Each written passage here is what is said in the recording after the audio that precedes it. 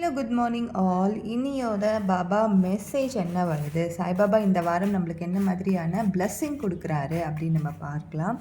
So இன்னைக்கான card என்ன அப்படின்னு நம்ம பார்த்தோன்னா, ஸோ சுகமும் துக்கமும்.